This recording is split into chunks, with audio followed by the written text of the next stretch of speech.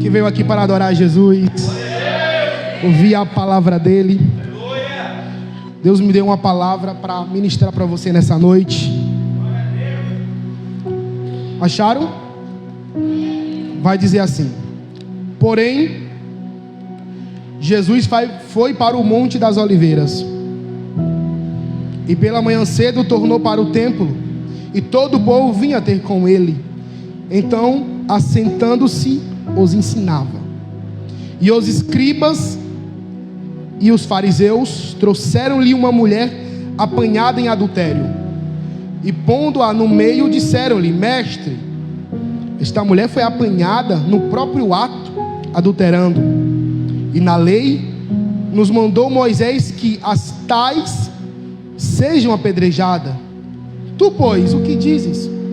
E isto diziam eles, tentando, para que tivessem de que o acusar. Mas Jesus, inclinando-se, escrevia com o dedo na terra.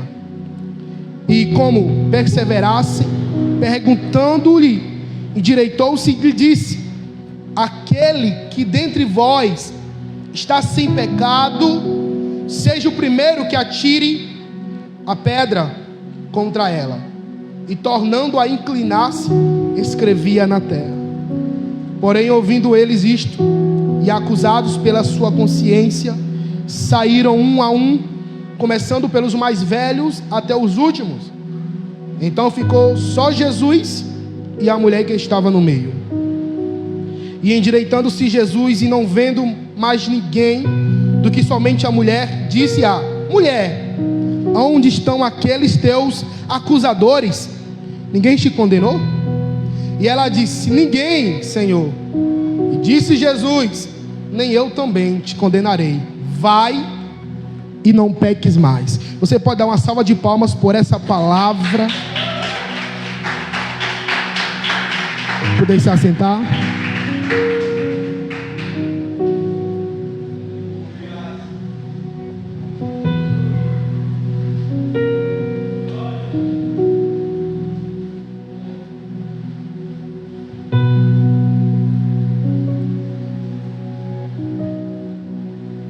Esse texto é um texto bem forte, um texto pouco pregado. Irmãos, existia aqui na terra um homem chamado Charles Spurgeon. Charles Spurgeon é um dos grandes pregadores que essa terra já viu. E Charles, ele vai dizer algo para nós que pregamos o Evangelho. Ele vai dizer assim: se todos os dias da minha vida eu preparasse uma mensagem de 5 minutos, e se todos os dias da minha vida em que eu preparasse uma mensagem de 5 minutos, e se nessa mensagem de 5 minutos, se eu falasse nessa mensagem e dissesse que Jesus é o único Salvador, o meu ministério como pregador não seria um fracasso. A Spurgeon continua dizendo mais: se em todos os dias da minha vida, se aos 7 dias da semana, eu separasse 5 minutos da minha vida e pregasse que o amor de Jesus tem o poder de salvar vidas e almas, o meu ministério como pregador não seria um fracasso. Mas se eu separasse 2 vezes durante o dia e dissesse e pregasse que Jesus veio para condenar, o meu ministério seria sim um fracasso. Aí perguntaram: Spurgeon, por que o senhor está falando isso?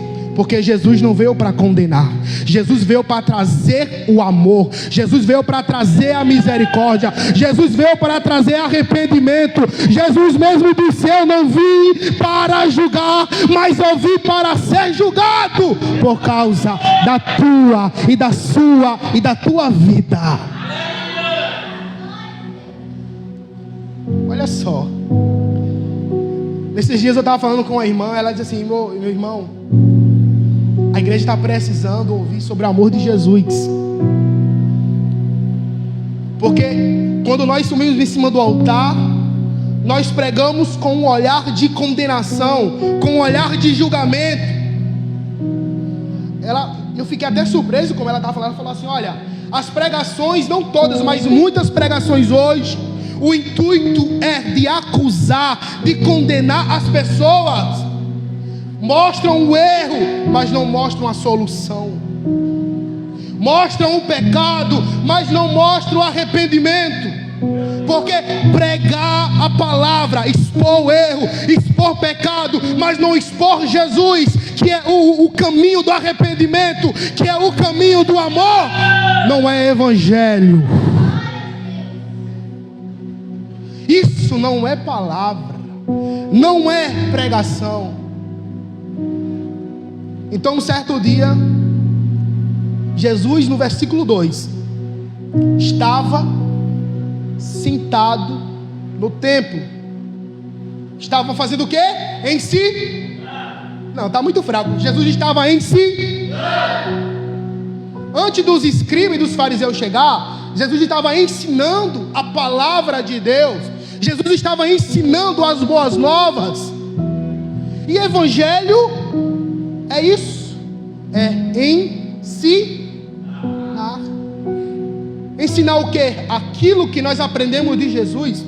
Jesus, ele veio para esse mundo para falar daquilo que o Pai ministrou para ele lá no céu. Jesus me falou assim: eu trago as palavras de vida eterna para vocês. Eu trago as palavras que veio da eternidade. Eu trago para vocês a palavra que o meu Pai me deu. Mas o problema é que muitos querem se levantar para ensinar, mas pouco querem sentar para aprender. Eu não é desse jeito. Muitos têm pegado a Bíblia e muitos têm pegado a Bíblia e falaram assim: olha, quem vai pregar hoje é eu. Tá bom, mas qual foi o dia que tu sentou para aprender? Qual foi o dia? É porque a geração quer pregar de algo, quer pregar sobre graça, mas não estuda a graça. Quer pregar sobre lei, mas não estuda a lei. Quer pregar sobre o amor, mas não estuda o amor e nem vive o amor. Quer pregar sobre misericórdia, mas quando passa alguém aí, olha assim, os olhares de jogador: cadê a misericórdia? Cadê o amor? Cadê o arrependimento? Cadê aquilo que tu está pregando? Querem ensinar, mas não querem aprender. Querem pregar, mas não querem ler a palavra, não querem aprender com Jesus. Então, quando os escribas e os fariseus chegavam, Jesus estava fazendo o quê? Jesus estava ensinando aquilo que ele recebeu do Pai. A palavra hoje é mais de ensinamento, tá?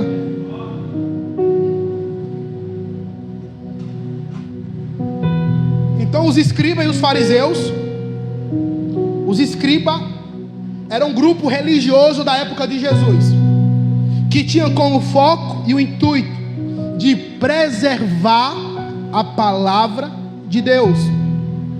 Os escribas, eles tinham a função de tudo o que alguém pregasse, eles iam diretamente para a palavra conferir o que estava sendo pregado.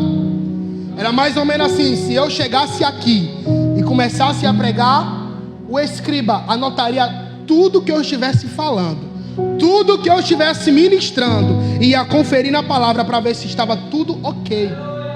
E os fariseus? Os fariseus era um grupo religioso da época, que tinha como foco, tinha como dever de fazer com que o povo se mantesse na santidade, fazer com que o povo se mantesse na justiça de Jesus. Ou seja, os escribas e os fariseus são homens de Deus, ou pelo menos eram para ser. Os escribas e os fariseus eram homens que tinham a função de ensinar, de repreender e de exortar o povo de Israel. Mas eles chegaram e falavam: Jesus, nós pegamos essa mulher no ato do adultério. A lei de Moisés diz que nós devemos julgá-la, que devemos condená-la à morte, nós temos que apedrejá-la. Só que se você for ver, se você for na lei de Moisés, a lei de Moisés vai dizer que se um homem e se uma mulher for pego em ato de adultério, ambos os dois tinham que ser apedrejados. Mas eles falaram: Senhor Jesus, nós encontramos ela no ato, tá bom, e cadê o homem? Eu vou repetir, porque eu acho que você não entendeu. Os escribas e os fariseus chegaram até Jesus com uma mulher e disseram: Jesus, nós pegamos essa mulher no ato do adultério, e a lei manda que a gente condene tais mulheres. Tá bom, mas cadê o homem? Porque se ela foi pega no ato, para adulterar tem que ter alguém. E cadê o homem? Onde estava? Por que só encontraram a mulher? E a lei de Moisés vai dizer sim, que o homem e a mulher que foram pegos em adultério deveriam ser julgados. Ou seja, é o homem e a mulher. O homem e a mulher. Mas os fariseus chegaram só com ela. E o homem se perdeu no meio do caminho, foi? O homem falou assim: não, leva ela, que já eu chego lá para ser condenado também. Claro que não. Aí eles chegaram e falavam: olha, pegaram ela, veio um monte de gente. Imagina aí, nós aqui na igreja adorando Jesus na boa, aí chegam os policiais com um monte de gente aqui. Olha o alvoroço que vai acontecer. Jesus estava lá na paz ensinando, aí veio um capeta e veio aquele alvoroço e disse: olha, tem que apedrejar, porque a lei de Moisés diz. E tu, Jesus? Tu diz o quê? E tu, Jesus? Tu fala o quê? Então realmente pegaram essa mulher em adultério? Então onde estava o homem? O que a lei diz sobre isso? Então eles chegaram, trouxeram ela e falou assim: olha, Moisés disse que nós devemos condenar, e o Senhor, o que nos diz? Mas Jesus, olha só no versículo 5, perdão, versículo 6, olha o que vai dizer. Isto diziam eles quem? Os escribas e os fariseus. Isso diziam eles, tentando-o, para que tivesse o que acusar. É porque o fariseu e o escriba eram para ser homens de justiça, era para ser homens de repreensão, homens de ensinamento, mas levaram essa mulher não com o intuito de fazer justiça, mas com o intuito de condenar Jesus, o homem santo de Deus. Então eles falaram assim: olha, então o que é que tu vai dizer? E aí? Porque se Jesus falasse apedrejar, condene-a, o pessoal ia falar: ué, tu não veio para trazer salvação? Tu não veio para os doentes? Tu não veio para pegar as ovelhas que estavam desgarradas de Israel? E agora? Ou seja, se Jesus for para um lado, Jesus sai feio. Se for para o outro lado, Jesus sai feio. Então o evangelho é em si? Não, está muito fraco. Evangelho é em si? E evangelho também é ter sabedoria para agir nesses momentos. Aí Jesus fala o quê para eles? Olha só, essa frase de Jesus. Ele vai dizer assim: mas Jesus, inclinando-se, escrevia com o dedo na terra. Já eu falo sobre isso. E falou assim: aquele que entre vocês não tiver pecado, seja o primeiro a tirar a pedra nela. Aí o fariseu olhou para o escriba olhou para o fariseu e falou: e agora? Tu tem pecado? Se eu disser que não tenho pecado, eu estou blasfemando contra Deus.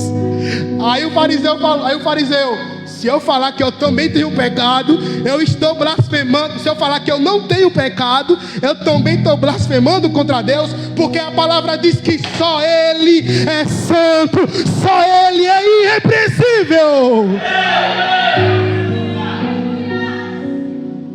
Eu acho que os discípulos falaram assim: rapaz, nem Sócrates, nem Platão, nem Aristóteles tem a sabedoria que esse homem tem. Então ele falou: aquele de vocês aí, ó. Ah, vocês querem apedrejar? Ah, vocês querem fazer justiça? Ah, vocês querem pegar a Bíblia e condenar? Então bom, vai. Quem é o primeiro? Quem aqui de vocês não tem pecado? Quem aqui de vocês nunca pecou? Seja o primeiro a tirar a pedra. E a Bíblia fala que Jesus voltou a escrever.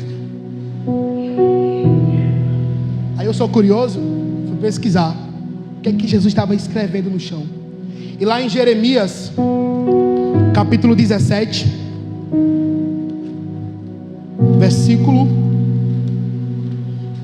versículo 13, vai dizer assim, olha: ó Senhor, isso aqui é uma profecia. Ó Senhor, esperança de Israel, todos aqueles que te deixam serão envergonhados. Os que se apartam de mim serão escritos sobre a terra, porque abandonam o Senhor, a fonte das águas vivas. Vi algumas pregações e alguns teólogos falou o que Jesus estava escrevendo eram nomes deles na terra. Os mesmos que pegaram uma pedra para julgar, para condená-la. Jesus começou a escrever o nome deles aqui, ó.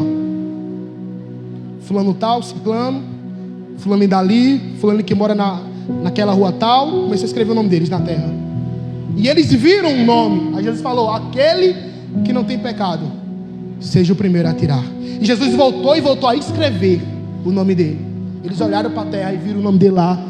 E o Espírito Santo os constrangeu, os mostrou para eles o erro e o pecado dele. Porque para apontar o erro dos outros, todo mundo é manso. Mas Jesus vai até falar: para olhar o cisco no olho do irmão, todo mundo olha. Mas olhar a trave que está no nosso olho, a gente não olha. Porque para julgar o irmão e falar assim: olha, você está errando nisso, naquilo e naquilo, tudo bem. Mas para nós olhar no espelho e falar para nós mesmos: nós estamos errados, poucos dizem. Poucos batem no peito e falam assim: eu estou errado. Eu não é desse jeito. Para bater no peito e falar eu estou errado, são poucos.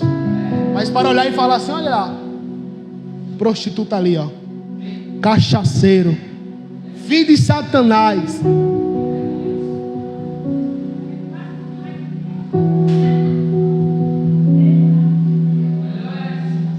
Então, os escribas e os fariseus não estavam preocupados em cumprir a lei, estavam preocupados em acusar Jesus, em condenar Jesus.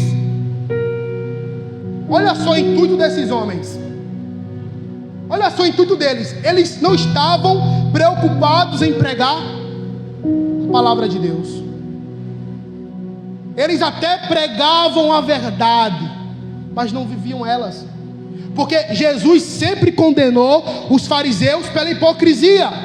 Porque os fariseus chegavam e falavam assim: vocês têm que dizimar, vocês têm que ofertar. E eles mesmos não dizimavam, eles mesmos não ofertavam. Os fariseus subiam em cima do altar e pregavam assim: ah, vocês têm que adorar a Deus, vocês têm que priorizar Deus sobre tudo. E eles mesmos não priorizavam. Porque falso profeta não é quem não prega a verdade. Falso profeta é quem prega a verdade, mas não vive ela. Falso profeta, falso pregador, prega a palavra, prega a verdade, corrige fulano, corrige ciclano, mas não vê a trave que está no teu olho. Isso não é evangelho, isso não é as boas novas, isso é ser julgador, isso é ser juiz, isso é querer condenar os outros.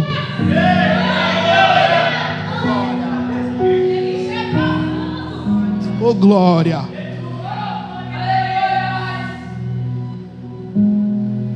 Jesus estava lá de boa. Sim. Tinha gente lá que estava morrendo de fome, porque quando Jesus ia pregar a palavra, Jesus sempre levava um peixezinho, levava um café, levava uma bolacha. Toma uma bolachinha, ó, toma um cafezinho, beba aí que eu vou pregar. O povo lá morrendo de fome, esperando Jesus dar alguma coisa. Aí chega lá os fariseus, os escribas. O que está acontecendo? Essa mulher aqui foi pega em adultério. A lei fala que tais mulher tem que ser apedrejada. E aí, tu diz o quê? Não é justiça, não é verdade. Olha a intenção deles para pegar Jesus, para poder matar Jesus. Então, por quais motivos nós fazemos as coisas no reino de Deus?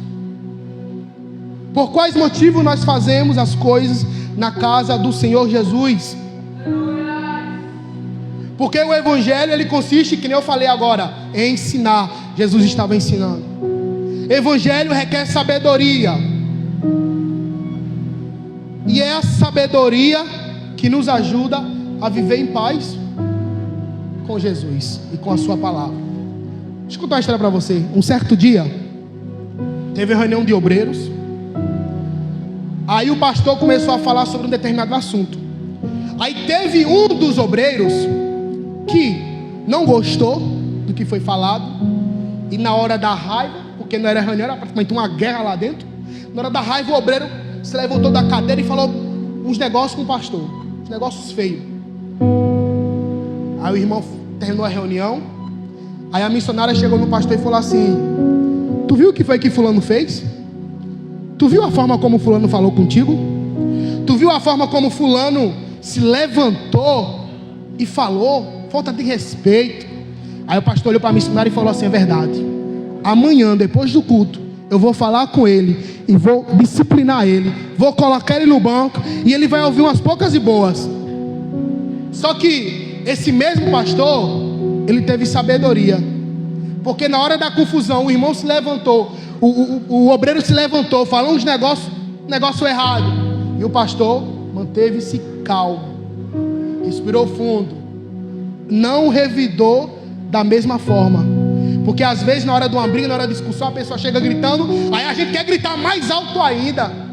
Porque na hora do nervosismo, da raiva, se a gente não tiver sabedoria, a gente vai se irar e vai pecar.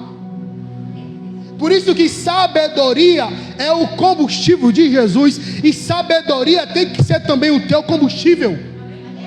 Porque se você não for sábio, Satanás vai armar cada artimanha para o teu lado. E tu vai ser laçado com o laço do passarinheiro. Aí tudo bem, aí esse pastor na hora se manteve calmo. Aí depois veio a esposa dele e olha, aconteceu isso, vai fazer o quê? Não, pode deixar que eu vou resolver. Amanhã depois do culto eu falo com ele. Nesse dia, adivinha quem irá pregar? O irmão, o obreiro. Aí o obreiro pregou, na hora de entregar o microfone, e falou assim: irmãos, eu quero convidar os obreiros da igreja, junto com o pastor. Eu quero uma reunião. Aí a missionária olhou para o pastor e falou assim: tá vendo? Vai entregar os cargos da igreja. Falou isso. Aí na hora lá fez a reunião e falou assim: meus irmãos obreiros, ontem teve uma reunião e a forma como eu tratei o meu pastor foi errado. A forma como eu me levantei, a forma como eu me posicionei foi errado. Aí o irmão falou, aí o obreiro falou assim: meu pastor, me perdoe. E eu quero pedir perdão ao Senhor em frente de todo o corpo de obreiro, porque foi em público que eu fiz aquilo. Então quero que também seja em público lhe pedir perdão. Ele olhou para os obreiros e falou assim: meus irmãos obreiros, me perdoe pela minha atitude. A atitude que eu fiz não foi correta. Os olhos do pastor encheu d'água. O pastor foi lá, deu um abraço nele e falou assim: olha, eu vim aqui para lhe colocar no banco. Eu vim aqui para lhe dar uns carões do bom. Porque o que você fez ontem não foi algo louvável, mas o que você fez hoje foi uma atitude de crente, de cristão. Agiu com sabedoria. Errou, mas pediu perdão, reconheceu o erro. Isso é evangelho. Eu errei, mas eu vou reconhecer o meu erro e eu vou pedir perdão e não vou fazer mais isso. Sabedoria do pastor e sabedoria do obreiro que errou e reconhecendo o seu erro. Se fosse com outros pastores, se fosse com outras igrejas, talvez a ação seria condenar. Porque é desse jeito. Porque se vem pregar, porque pregou um negócio que não estava no texto, pronto, condenou. Falso profeta, falso pregador, não presta para pregar, não presta para fazer nada. Aí começa a falar para os irmãos, aquele pregador lá. Pois é, ele pregou um negócio fora do texto. Aquilo ali não foi ele, aquilo foi de Satanás. Por que ao invés de ficar falando para os irmãos aí fora, por que não chega o pregador? Falou, meu pregador, o que o senhor falou ali foi errado. O que o senhor ali falou não está de acordo com a Bíblia. Mas não, a gente prefere sair lá fora, meter a lenha na pessoa, do que chegar até ela e pedir para que ela se corrija. Não é desse jeito. Isso é tomar o lugar do fariseu dentro da igreja, viu? Isso é tomar o lugar do escriba dentro da igreja. E como é que eu devo agir? É porque se chegar aqui e não cantar bem, aí todo mundo começa a condenar. Porque se chegar aqui e fazer isso, começa a condenar. Não é esse evangelho que Jesus pregou. Não é esse evangelho pelo qual Jesus deu a sua vida. Mas o evangelho que, se eu vejo o meu irmão errar, eu vou até ele, corrigir ele, repreender ele. Mas não é chegar e falar, olha, você fez isso, aquilo. Tá bom, mostrou o erro. Mas e a solução do erro? Tá onde? Ah, porque você é um cachaceiro, você é isso e aquilo, tudo bem, mas e a solução do erro? Está onde? Cadê a solução?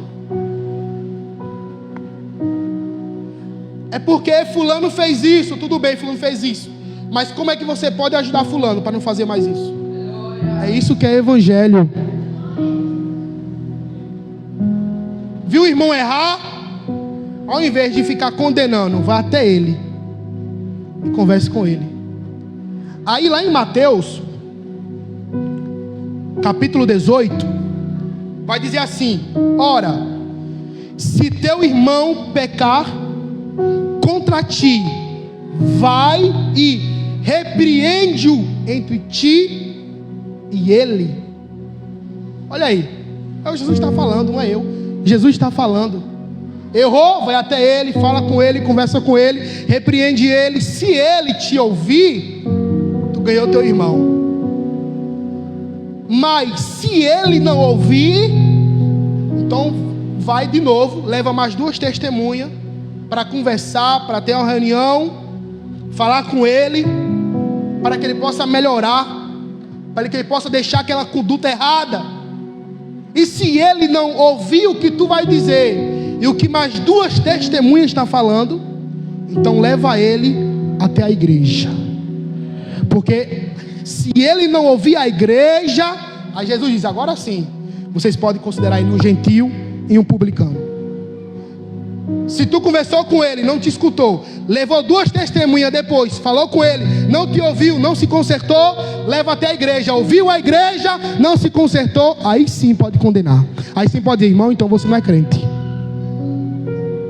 Mas não,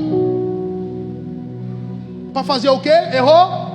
Tira, acaba, expulsa da igreja, passa, não olha nem para ele, não dá nem bom dia nem boa noite. Isso não é conduta de crente, isso é conduta de desviado.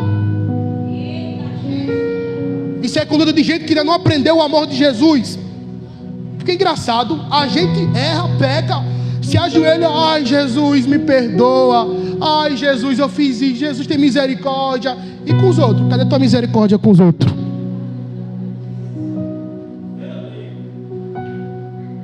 Ah, é bom a gente obter misericórdia de Jesus, mas na hora de ter misericórdia de alguém, a gente não quer. É bom quando Jesus me perdoa, mas eu perdoar uma pessoa pelo mal que me fez? Ah não. Irmão, você pode falar assim, ah, mas eu não perdoo, eu não vou perdoar aquela pessoa, porque aquela pessoa ali me fez um mal tão grande. É, né? Existia nos Estados Unidos um psicopata chamado Gary. Esse psicopata, escuta essa história. Esse psicopata matou diversas mulheres e diversos homens. Ele era deturpado sexualmente. Ele gostava de fazer coisas muito ilícitas. Ele tinha relações sexuais com as suas vítimas e depois matava e esquartejava ela. Olha só. Então Gary, ele era um psicopata. Psicopata não tem, olha, pela ciência, pela psicologia, o psicopata, ele não tem sentimento, ele não tem remorso, ele faz o mal com você e não sente nada, sente pena, não sente nada. Então chegou o dia do julgamento de Gary. Isso foi lá dos Estados Unidos, você pode pesquisar no YouTube se você quiser. Tem lá o caso do psicopata Gary, vai aparecer lá direitinho. Aí os pais das vítimas, de frente a Gary, toca no irmão do celular e diga assim: escuta essa palavra.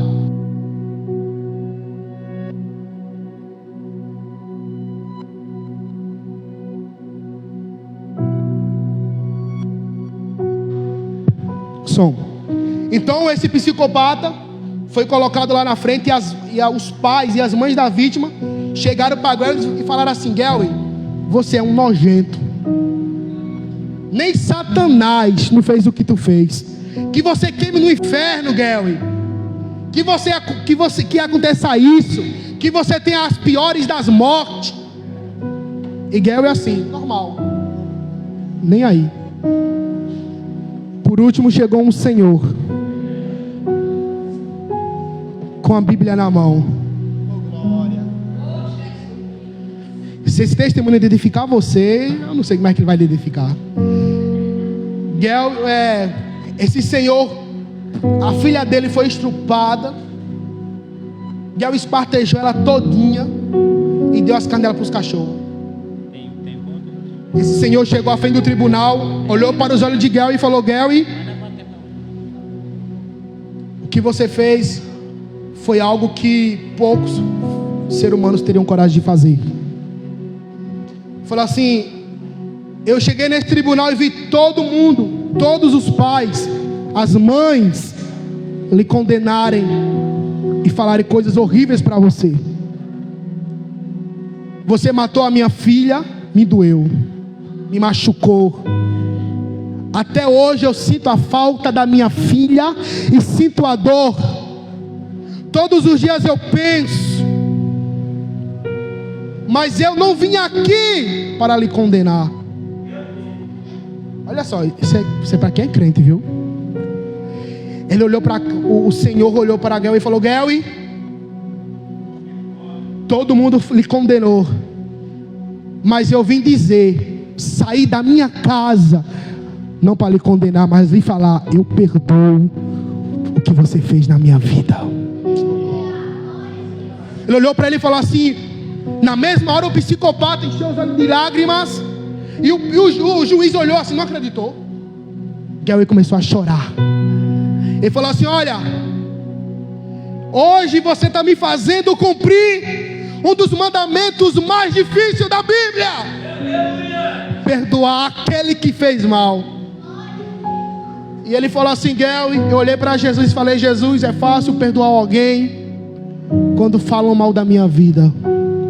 É fácil perdoar alguém que falou, que me fez algum mal, ou que me bateu, ou que me chutou. Mas perdoar alguém que matou o meu filho, como eu posso perdoar? E Deus lá de cima falou: você vai perdoar, porque você também matou o meu filho. Foi por causa dos teus pecados, foi por causa das tuas iniquidades, foi por causa do teu erro que o meu filho Jesus foi morto. E ele falou: Gary, assim como Deus me perdoou, eu te perdoo, e que o amor de Jesus possa te encontrar.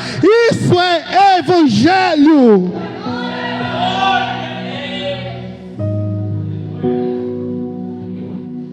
Glória. E aí, consegue perdoar alguém que matou algum parente teu? Tu consegue pegar na mão da pessoa, a mesma mão que matou alguém querido na tua vida, tu pegar na mão dela e olhar nos olhos dela e falar assim: eu te perdoo? É isso que Jesus, é isso que Deus faz por você. Quando Deus abraça, te abraça. Quando Deus chora contigo, Deus está chorando com aquele que matou o filho dele. Deus está abençoando aquele que matou o filho dele. Olha só, nós somos assassinos, nós matamos Jesus.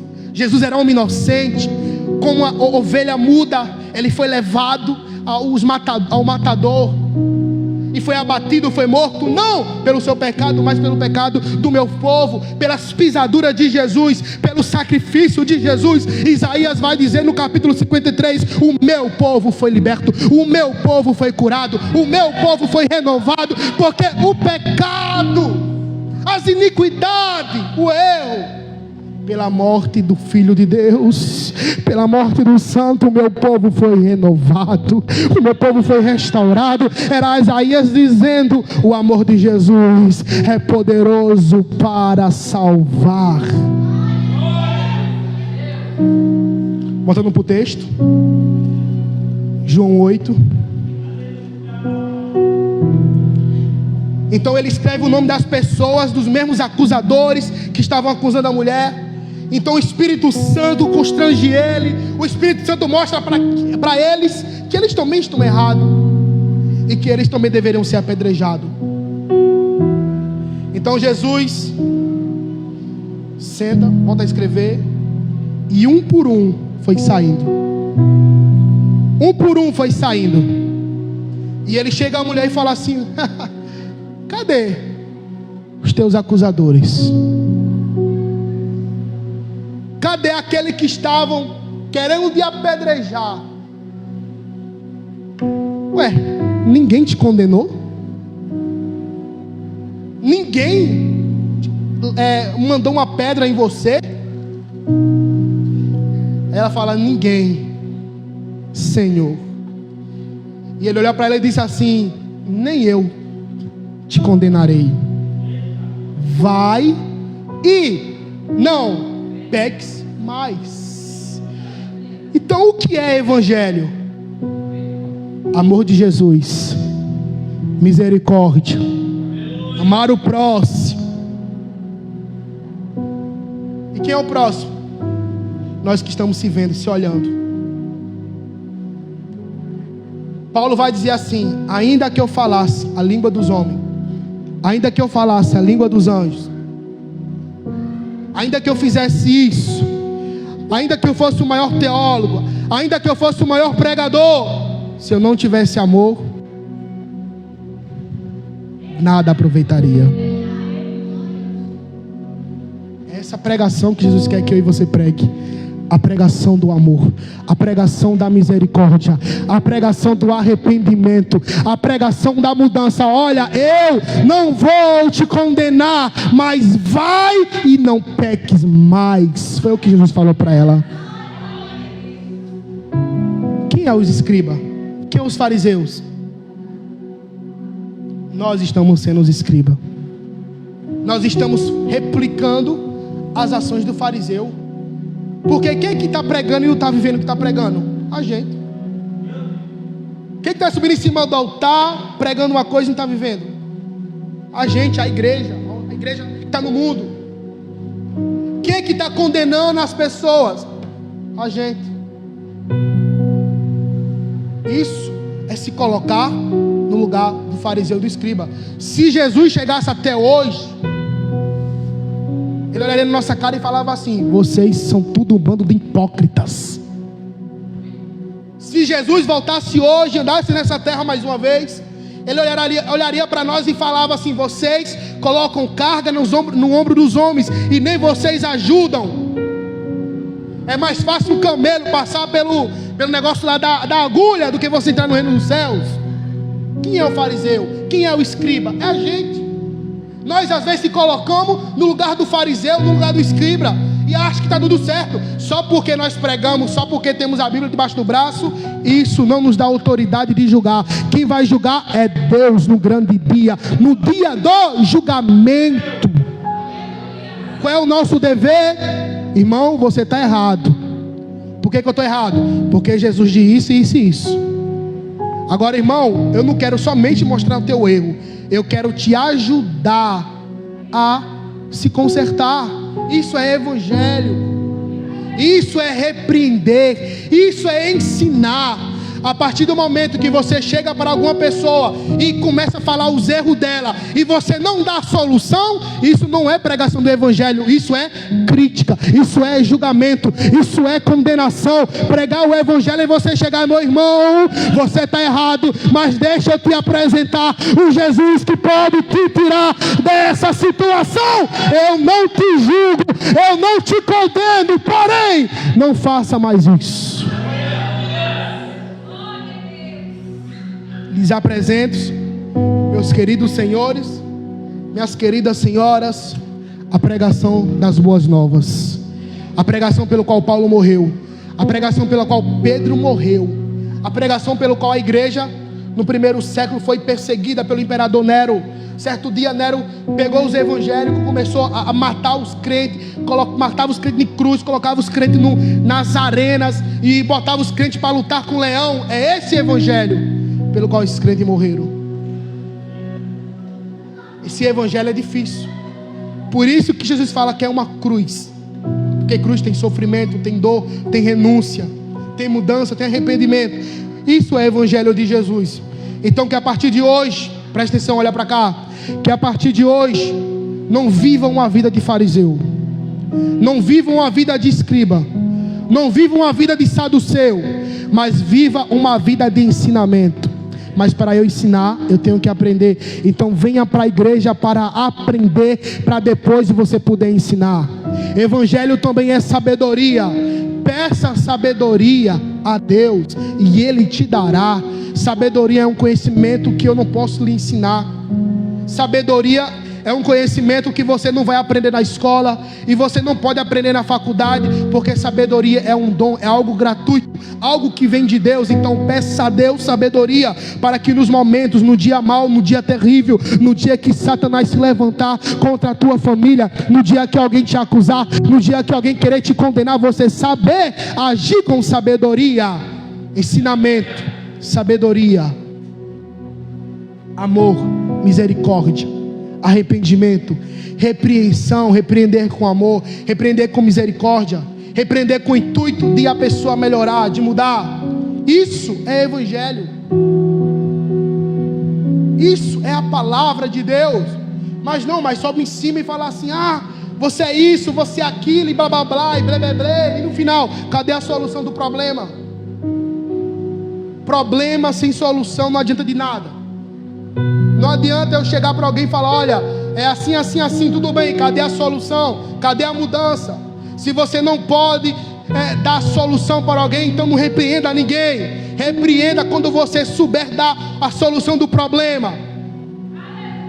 Isso é evangelho. Antes dos discípulos serem apóstolos, ou melhor, antes dos apóstolos serem apóstolos, primeiro foram discípulos. Primeiro aprenderam com Jesus, para depois poder ensinar. O mesmo Jesus que estava naquela cruz, um zombou de Jesus, o outro falou assim: ei, eu sei que tu és santo, eu sei que tu és digno de toda honra e toda glória. Quando tu entrar na casa do teu pai, lembra-se de mim. Jesus falou: hoje porém eu te digo que naquele dia tu estarás comigo. Misericórdia, arrependimento, perdão no último dia da vida. Enquanto há vida, há esperança. Enquanto o Espírito de Deus estiver nessa terra, eu sei que até o maconheiro, a prostituta, o ladrão, o cachaceiro, a pior mazela que existe nesse mundo como pessoa poderá se converter, porque diante do amor de Jesus é impossível dizer não, diante da glória dele é impossível dizer não. E aqueles que dizem não, eu tenho pena, eu tenho receio. Teve um certo dia, falando com uma pessoa, fui pregar para essa pessoa. Eu tenho o quê? Eu tenho uns 6 anos, eu acho, de igreja. 6 anos de igreja e 2 anos pregando. Em fevereiro eu faço 2 anos pregando. Ele confirma, meu presbítero, que eu nunca ouvi isso na minha vida durante 6 anos. Fui falar para a pessoa, fui pregar a palavra para a pessoa, e esse irmão olhou para mim e falou assim: olha, eu não quero Jesus. Regalei os olhos, eu falei: repete, que Satanás falou no meu ouvido, eu não escutei direito. Eu não quero Jesus, eu não quero ir para a igreja. Eu falei: tu acredita que Jesus existe? Acredito que Jesus existe. E essa mesma pessoa tinha recebido um livramento da parte de Jesus. E tinha acabado de falar: eu não quero Jesus, eu não quero o amor dele, eu não quero a misericórdia dele, eu não quero viver para ele. E eu falei assim: olha, o que será do homem sem o amor de Jesus? O que é do ser humano sem a misericórdia?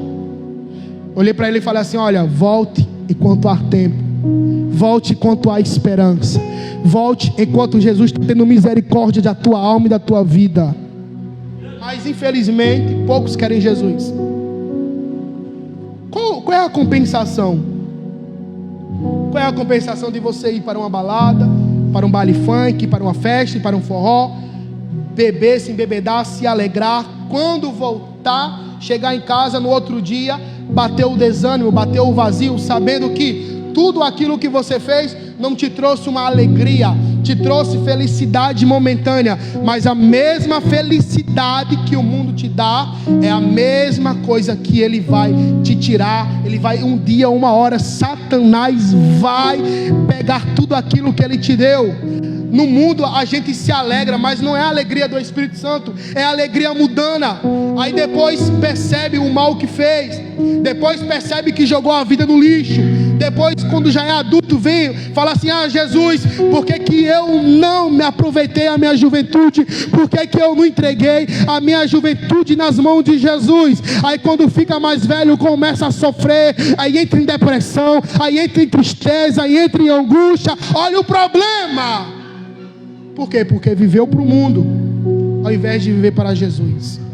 Qual é o problema? Viver para o mundo. Qual é a solução? Se render aos pés de Jesus. Isso é evangelho. Isso é as boas novas. Evangelho no grego é evangelion, que significa boas novas. O que é boas novas? É notícias novas, notícias de última hora, notícias urgentes. Então o evangelho é a notícia urgente. Porque é urgente? Porque Jesus tem pressa para salvar a tua vida e a vida da tua família. Fique de pé nessa noite.